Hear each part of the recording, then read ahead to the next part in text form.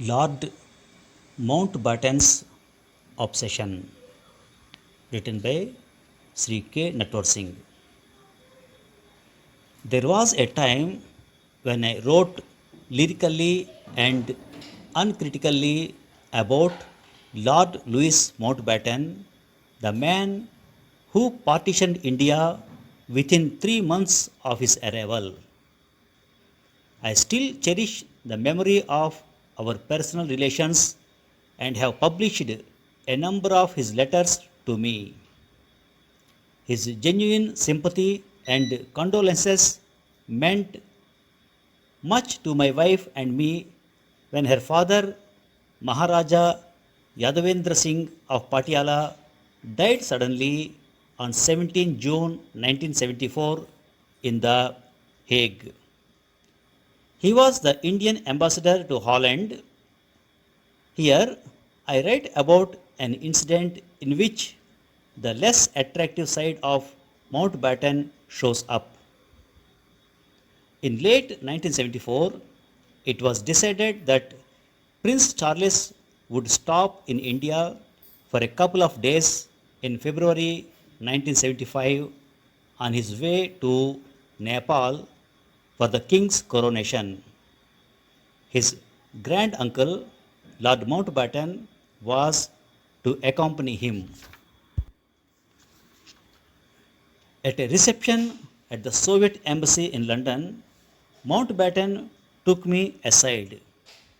His grouse was that the portraits of himself and his wife had been dumped in the basement of Rashtrapati Bhavan.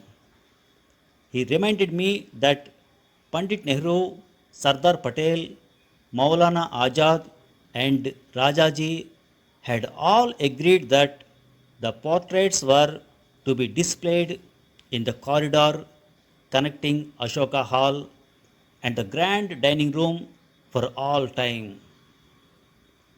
The rumor of their alleged shift grated on him. Such trivia often occupied his rover scout mind. I conveyed to him my ignorance, assuring him that I was soon leaving for India and would ascertain the facts. I arrived in New Delhi a few days ahead of the royal duo. I informed Mrs. Indira Gandhi of my encounter with Mountbatten, not one of her favorite people, who considered our alleged folly a case of lese majesty. She instructed me to go to Rashtrapati Bhavan and see for myself and report to her. The not so celebrated portraits had indeed been shifted. Their new resting place was not the basement, however. Actually, they had been installed in an even more conspicuous place than their earlier perch. They now had the company of the portraits of Jawaharlal Nehru and C. Rajagopalachari.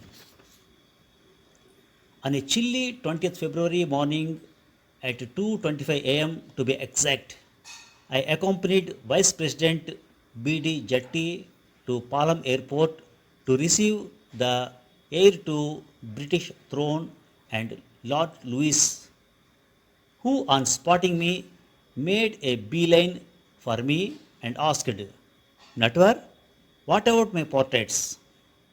At 2:30 in the morning, I informed him that the portraits had not been relegated to the basement. He was not satisfied and asked if they were still at their original place. I told him he would be happy to know that their new location was even more prominent than the original one. He would not let go. So they have been shifted. Yes, they have been, I replied. His unease was discernible. Next morning, he went to the basement of the Rashtrapati Bhavan. I then took him to the new sanctum. He was fully satisfied. A crisis of sorts had been averted. There was an amusing sequel.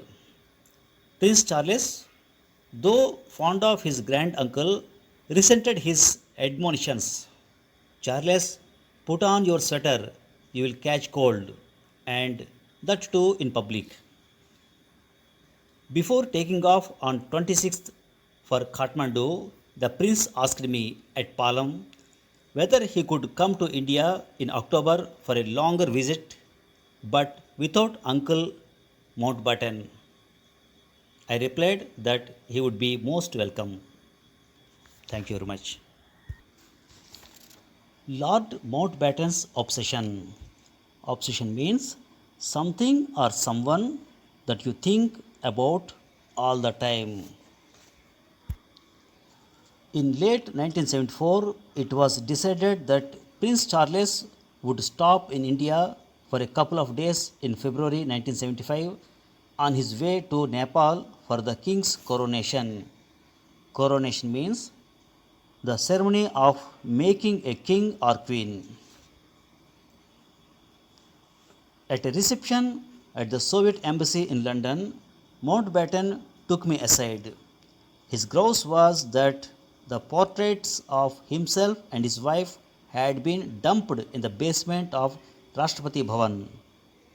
Grouse means grumble, complain often about unimportant things.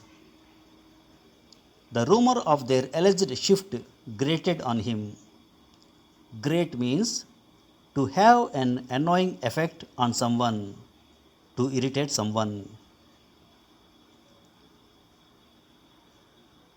I arrived in New Delhi a few days ahead of the royal duo. I informed Mrs. Indira Gandhi of my encounter with Mountbatten, not one of her favorite people, who considered our alleged folly a case of lese majesty. Lese majesty means the insulting of a monarch or the ruler. Actually, they had been installed in an even more conspicuous place. Conspicuous means clearly visible. So they have been shifted. Yes, they have been, I replied. His unease was discernible. Discernible means able to be seen or understood. Next morning, he went to the basement of the Rashtrapati Bhavan. I then took him to the new sanctum. Sanctum means a sacred place. There was an amusing sequel. Prince Charles, though fond of his grand uncle, resented his admonitions. Admonitions means a firm warning or reprimand. Thank you very much.